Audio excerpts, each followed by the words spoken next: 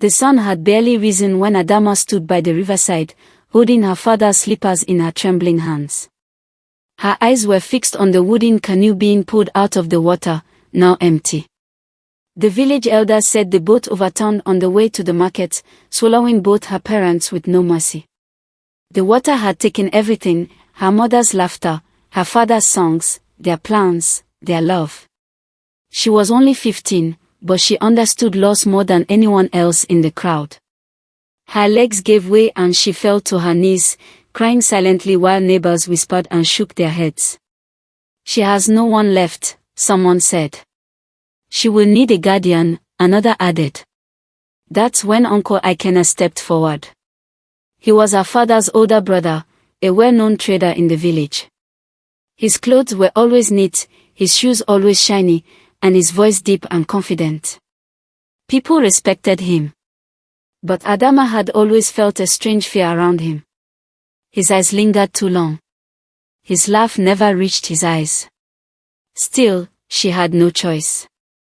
That same evening, she was taken from her parents' hut to Uncle Ikena's big compound at the edge of Omoroko village. His house was large, with cement floors and a black iron gate. But it felt cold, like it didn't want her there. "You will sleep in the spare room next to mine," Ikena said as he helped her carry her bag. Adama looked up. "Can I have the room at the back?" Ikena smiled, but something about that smile made her uneasy. "No, that room is too far. I want you close. You are my responsibility now." That night, she sat on the small mattress, staring at the ceiling.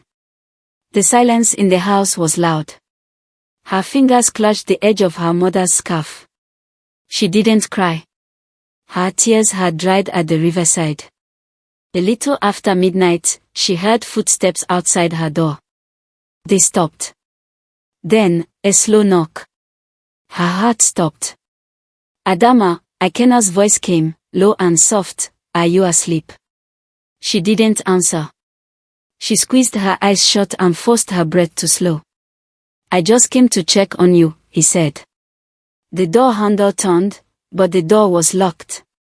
Adama didn't move. She didn't breathe. He stood there for a few seconds, then walked away. In the morning, he acted like nothing happened. He gave her bread and tea. He even joked a little, asking her how she slept.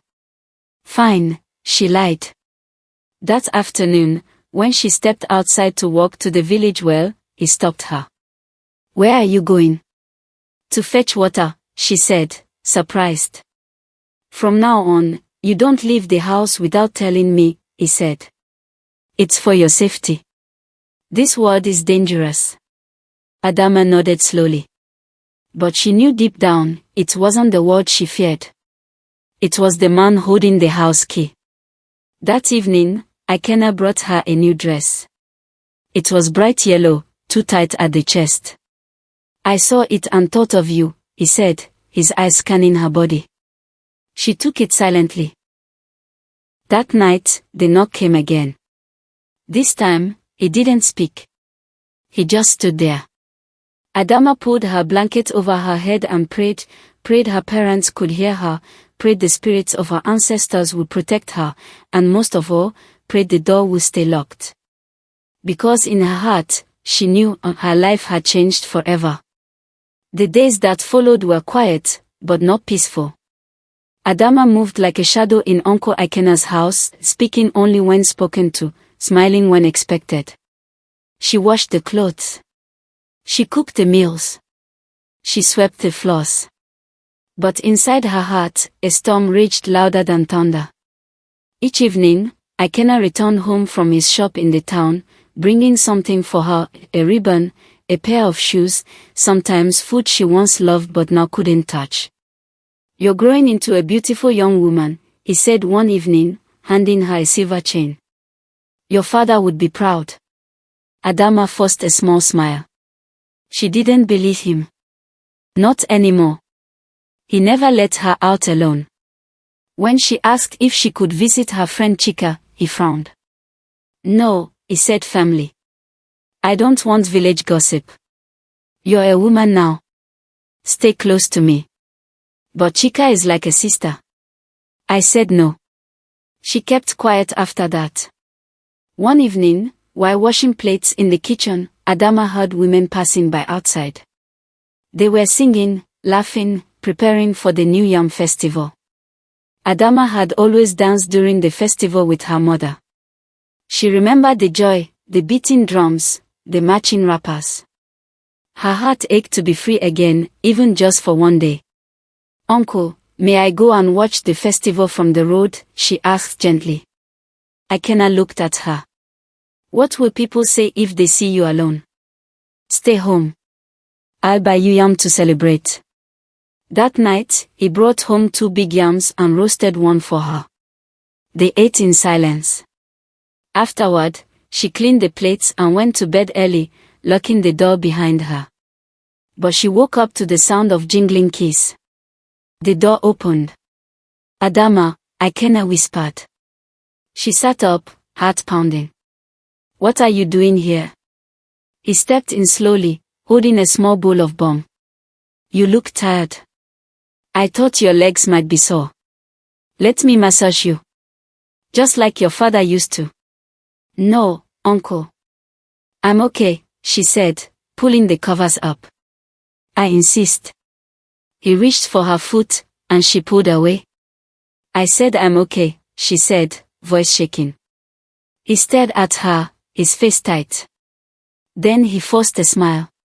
"I was only trying to help." He left the bomb on the table and walked out. She didn't sleep that night. The next morning, she dressed up and tried to visit Mama Nwakigo, her late mother's friend. But as soon as she reached the gate, Ikenna appeared. "Where are you going?" "To greet Mama Nwakigo." "Did you tell me before leaving?" "No. I just thought." "Stop thinking. You're under my roof now. You don't just walk around like a market girl." "I'm sorry." He locked the gate. That evening, after dinner, he placed his hand gently on her shoulder as she washed the dishes. "You're growing well," he said, voice low. "You should be thankful I'm here for you. Some girls your age don't have anyone." She nodded, her stomach turning. That night, she locked the door again. But her hands shook as she turned the key. And for the first time in her life, Adama began writing letters, not to people, but to her parents in the spirit world. She folded them neatly and hid them under the floorboard beside her mat. She didn't know if the dead could read letters, but she hoped somehow they would hear her cries. And one day, someone would listen. Adama's body moved like a ghost through the days, but her mind never rested. Each morning she woke up before the sun, swept the compound, cooked Uncle Ikenna's food, and stayed indoors as he demanded. The walls of the house began to feel smaller, heavier, like they were watching her. Judging her. Trapping her. Ikenna acted like everything was normal.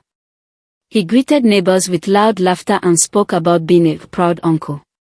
He donated money during church services and helped repair the village borehole. People called him generous. Kind. A man of respect. But they didn't see what happened when the doors were closed. They didn't see how he touched Adama's hair and whispered things that made her skin crawl. They didn't see how he stood too close, stared too long, and made her feel like a prisoner in her own skin. They didn't see her tears. Only the walls saw those. She cried quietly at night. Not because she was weak, but because she was tired of pretending to be strong. Each time she opened her eyes to find him standing by her bed, her heart would freeze. Sometimes he only looked. Other times he sat beside her and touched her shoulder, or her thigh, and whispered, "Don't be scared. I'm taking care of you." And when she said no, he would smile and say, "You're just confused. One day you'll understand." But she already understood. She understood that monsters don't always have claws. Sometimes they wear neat clothes and carry smiles. One day, while scrubbing the kitchen floor, she found a loose tile near the window. She lifted it and discovered a small space beneath. That night, she took out the folded letters she had written to her parents and placed them inside. She added a new one. Mama, Papa. If you are watching me from the other side, please help me. I am trying to be strong, but my soul is cracking. Uncle Ikena is not who they think he is. Every night he comes like a thief, stealing my peace. I want to run, but I don't know where. Please, give me a sign. Your daughter, Adama. The next morning, she watched from the window as Ikena laughed with his friend, Mr. Obina, in the compound. She's becoming a woman now, Ikena said loudly, sipping palm wine. A fine young girl. But still too soft. Needs my guidance. She's lucky to have you, Ikena, Obina replied. These girls nowadays, if you don't train them early, they'll become wild. Adama's hands clenched into fists behind the curtain. Her body trembled, not with fear, but with something new, anger. That night, she didn't sleep. She sat on the edge of her mat, clutching her scarf. She whispered, I will not die like this.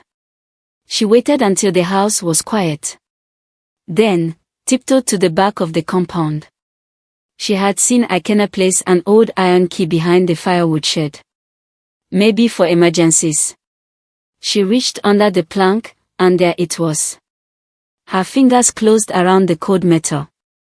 She didn't know when or how, but deep inside she made a silent promise. She would leave. She would escape. She would tell. Because her tears deserved to be seen. Her voice deserved to be heard. And she was no longer a girl waiting for help. She was a girl who would help herself. It was still dark when Adama slipped out of the house. The key had worked, and the iron gate creaked open just enough for her slim body to pass through. Her heart beat fast. Every sound in the night made her freeze. But she didn't turn back. Not this time. Barefoot, she ran past empty huts, past the market stalls, and into the narrow path that led into the forest. Her only destination, Mama Yudoka. People in Omaroko whispered about her. Some called her a mad woman, others said she spoke to spirits. But Adama remembered her mother once saying, Mama Yudoka sees more than eyes can. The path was quiet. Only the chirping of crickets and rustling of leaves kept her company. At one point, she tripped and scraped her knee, but she didn't stop. She kept moving, blood trickling down her leg. Just as the sky began to turn grey, she saw the small hut covered in red cloth and dried herbs. Smoke rose gently from a cooking pot outside. A black goat stood nearby, watching her silently. She hesitated, but then stepped forward. The door creaked open before she knocked. Come in, child, a voice called. I've been waiting. Inside, the room smelled of firewood and bitter roots. Candles flickered on a wooden table. Mama Yudoka sat cross-legged, her grey hair tied in a scarf, her eyes sharp and ancient. Adama knelt and burst into tears. I can't take it anymore, she whispered. Mama Yudoka placed a hand on her head. Speak, my daughter. Let your pain come out. Through sobs, Adama told her everything. The death of her parents. The way Uncle Ikena had changed.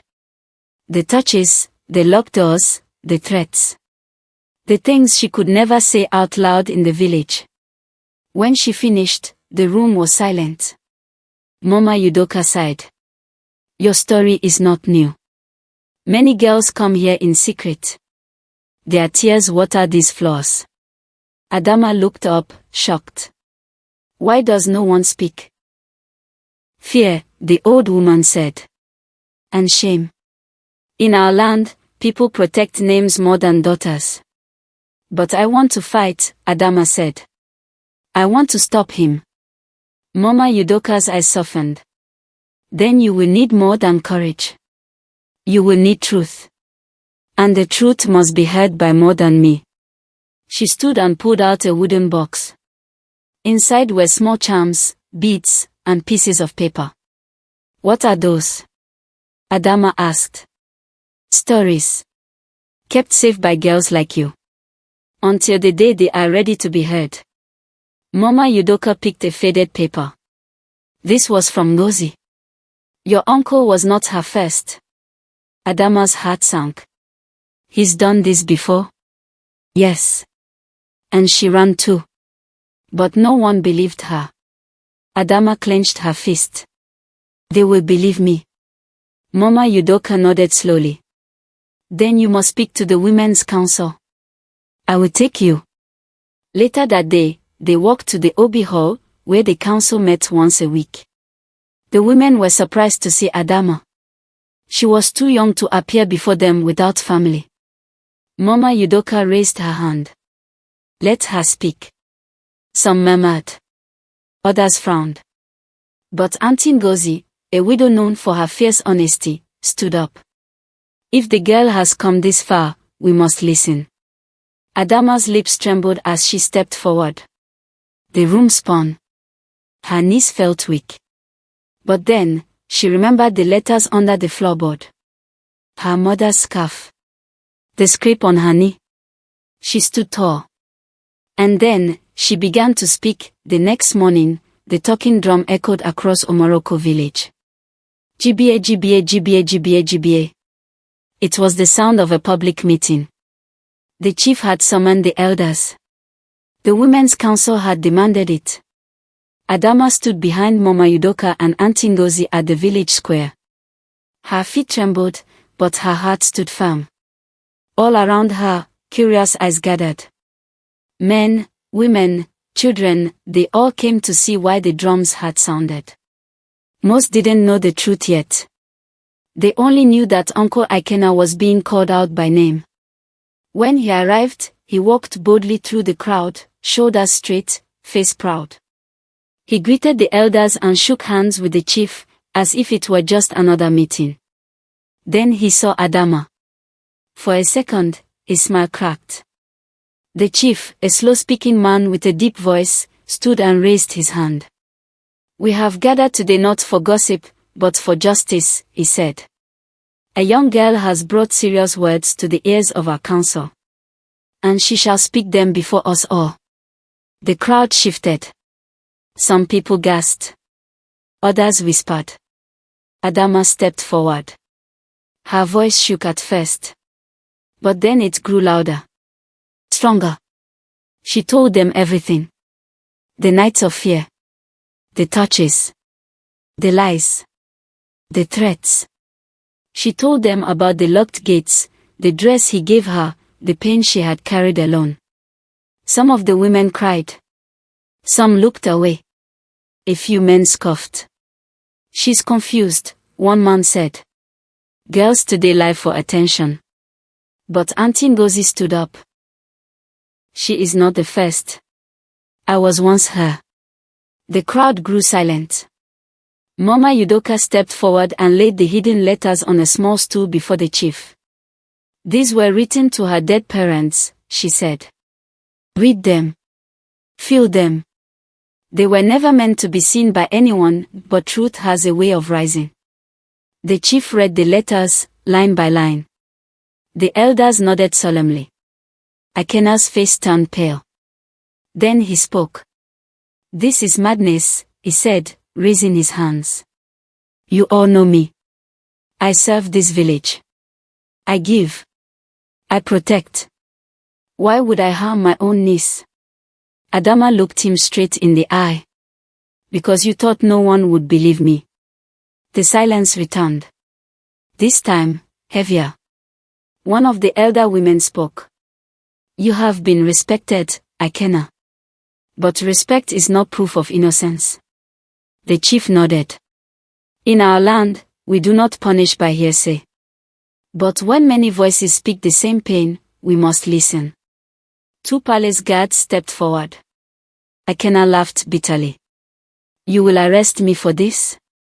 For what? A child's tears. He turned to Adama. You were nothing when I took you in. And I became everything the day I walked away, she replied. As the guards held him, the village square remained silent. Then, the chief raised his hand again. "Let this be known," he declared, "no voice shall be silenced in Omoroko again. If you touch a child, you will face the council. If you abuse trust, your name will not protect you." The women clapped. Some of the men joined slowly. Adama stood in the center, the morning sun warming her skin. She didn't cry. She didn't smile. She simply stood, free. For the first time in months, she felt like she could breathe. She had told her truth. And the drums of justice had finally answered. Ikena was taken to the palace holding hut, where the accused waited before village trial. But even behind bars, his name still held weight. Some men visited in secret, shaking his hand, whispering, "Don't worry, you will be free soon." But something had shifted. This time, the village was watching. For days, Adama stayed in Mama Udoka's home, too tired to feel anything. Her body ached. Her spirit felt bruised. But she woke up every morning with a strange strength she never had before. News spread fast. Other girls, some now grown women, came to Mama Udoka's door quietly at night. They spoke in tears. They had lived through what Adama lived through. Some had been too scared. Others had been sent far away after speaking up. But now, because of Adama, they were finding their voices too. The village elders gathered again for trial. This time, the case was open to all. The crowd overflowed the square. The chief stood. "Let the people speak." A woman named Ngozi Is came forward. She had left the village years ago after trouble with her family. Now she stood tall and said, "It was Ikena. He did it to me too." Then another, and another. By the time the third woman finished, the square was quiet. Ikena sat motionless. His eyes no longer proud. Just hollow. He was guilty, and now, no one could deny it. The chief spoke with sorrow. "You wore respect like a cloak, but your heart was rotten. For the harm you caused, repeatedly, you will not walk free again." The elders declared his punishment, banishment and imprisonment under the laws of Omoroko and the regional council. When the guards carried him away, Ikena didn't fight. He didn't speak. His power had died with his secrets. In the weeks that followed, Adama struggled with healing. People praised her in the streets. "You are brave," they said. "You gave our daughters strength." But inside, she still had nightmares. She still jumped when someone knocked on a door too hard. She still cried when she was alone. Mama Udoka helped her with small healing rituals. Auntie Ngozi took her to the river for cleansing. The Women's Council began talking about a shelter, a place where girls like Adama could be safe. One morning, a messenger came to Mama Udoka's home. He brought a scroll wrapped in palm leaves. It was from the village chief. Inside was a certificate, the Adama Hope Fund. A scholarship in her name, for girls who had lost their parents or been abused, to go back to school. Tears filled Adama's eyes. She hadn't even returned to class yet. But now, others would have a part too. Weeks later, dressed in a neat blue uniform and carrying a new school bag, Adama stood at the gate of Omoroko High School. Her name was called during assembly. She stepped forward shyly. The headmaster said, "This is not just a student. This is a symbol of courage. Clap for her." The children clapped. Some louder than others. Adama blushed. She still felt small. But something had changed. She had turned her pain into power. Later that day, she sat under a tree, eating lunch quietly when a younger girl walked up. "Are you the girl who told the village?" Adama looked up. "Yes." The girl nodded. "Thank you." Adama smiled gently. She now understood, her voice didn't just save her. It had opened the door for many. And she would never let that door be closed again. 10 years had passed since that day in the village square. The village of Omoroko had changed. New laws had been passed to protect girls. A permanent women's shelter now stood by the river, painted sky blue and called the Daughter's Place. A school sat just beside it, built with help from the state and supported by people who once never believed girls deserved an education. At the entrance of the shelter stood a statue of a young girl with her hand raised high. Beneath it, the words were carved in bold. I am the daughter of light. I will not be hidden.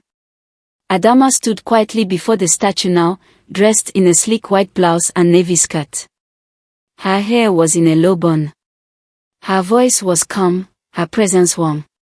She was no longer the trembling girl who once ran through the forest in the dark. Now, she was Barrister Adama Okoye, one of the most respected women's rights lawyers in eastern Nigeria. Her office overlooked the village square.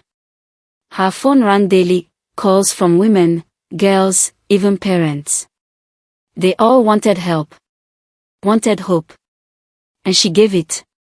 But today, she had come back not as a lawyer, but as a woman paying respect. Mama Udoka had passed in her sleep at the age of 89. Her burial was quiet, filled with tears and silent prayers. Adama placed a single white flower on her grave and whispered, "Thank you for listening when no one else did." Afterward, she returned to the shelter and walked through the halls, passing the girls in class. Some waved. Some smiled shyly. One girl tugged her sleeve. "Barrister Adama," she whispered. "Will I ever stop being afraid?" Adama knelt and placed a hand on her shoulder. "You already have. You came here. You spoke. You are walking through your fear. That's called bravery." The girl nodded. Her eyes shimmered with tears. Later that evening, as the sky turned gold and the wind danced through the trees, Adama sat under the mango tree by the shelter. A man approached slowly. Tall, humble, with kind eyes. It was Chidi, a teacher at the secondary school nearby. He had once worked with her during a community outreach. "I've watched how you carry the pain of others," he said gently. "You never asked, but I see it." Adama looked at him, silent. He sat beside her. "Have you ever thought of healing for yourself?" She took a deep breath. "I'm still learning how." He smiled. "Maybe I can walk that journey with you. If you'd let me." She didn't answer right away. But for the first time in years, she didn't feel the need to run. A year later, the shelter opened its second location in another village. Adama stood with scissors in her hand at the ribbon cutting ceremony, the crowd cheering. Cameras flashed. Girls laughed and sang. She cut the ribbon with confidence. A journalist stepped forward. "Barrister Adama, what gave you the courage to create all this?" She paused for a moment. Then smiled. "Once, I was a girl with no voice. But I found it. And now, I teach others to find theirs." She raised her head to the sky. The wind whispered through the trees, soft, strong, and free. She was no longer the girl who cried under a blanket, afraid of footsteps in the night. She was a woman of power. A voice for the voiceless. A daughter of light. And her story would shine forever.